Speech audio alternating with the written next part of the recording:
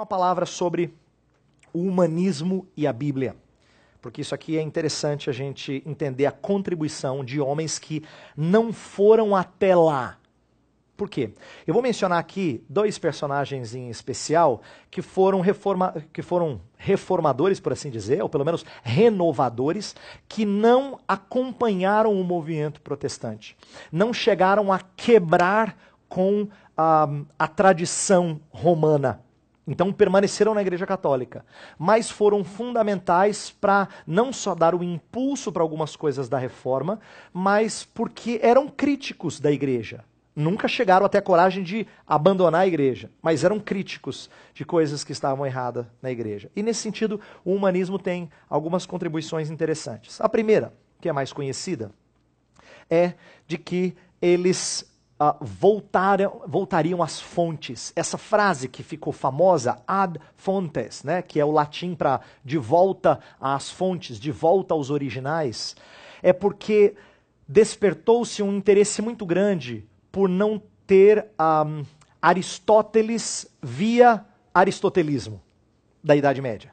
É um exemplo, porque isso aconteceu em várias áreas do saber. A filosofia é um exemplo disso. Então, o que começou a acontecer a partir do final da Idade Média, e aí principalmente com o movimento humanista, aí logo antes da Reforma eclodir? As pessoas queriam ler Aristóteles no original.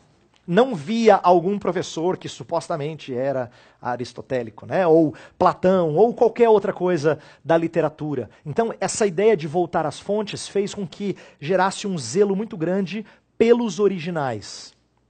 Então, no que diz respeito à teologia, despertou um interesse por voltar para o grego. Hebraico, por exemplo, era pouquíssimo conhecido. Poucas pessoas estudavam assim mais seriamente, academicamente. Mas nessa época surge um número maior de pessoas interessadas em estudar o texto no original. Entender não só o grego, mas também o hebraico. E aí surgem as pessoas que vão conhecer melhor as escrituras de maneira imediata e não mediada. O que eu quero dizer com isso? Se você não teve oportunidade, eu vou te falar uma coisa interessante que uma hora, se você puder ter oportunidade, seria curioso para o seu entendimento, ver.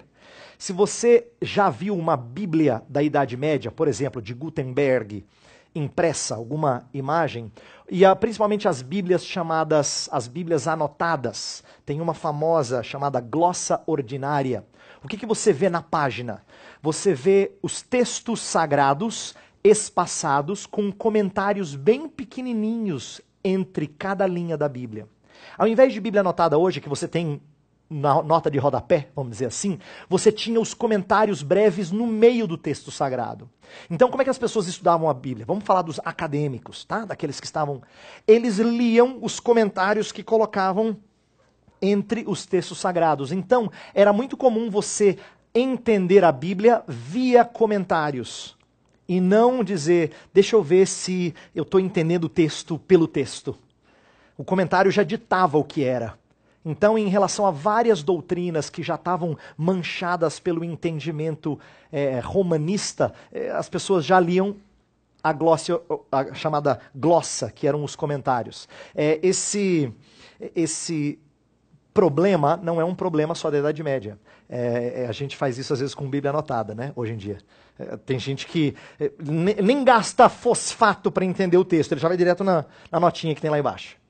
Quer dizer, ela não é em si ruim, eu não estou dizendo que anotações são maléficas, não devemos usar nunca, mas que às vezes ela vira uma muleta ruim. Isto é, a gente não aprende a pensar sobre o texto, né? A gente vai direto para aquilo que alguém já explicou. É igual dizer assim, quando o membro da igreja chega para você, se você é pastor, ele fala assim, pastor, o que o senhor acha disso?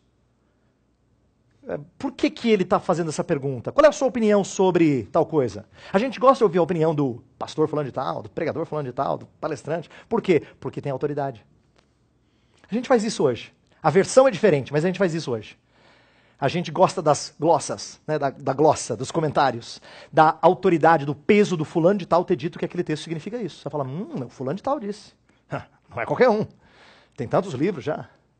Então, na época do humanismo, houve um interesse muito grande por voltar ao texto pelo interesse que tinham pelo texto. Isso aconteceu com o estudo dos originais grego e hebraico das Escrituras.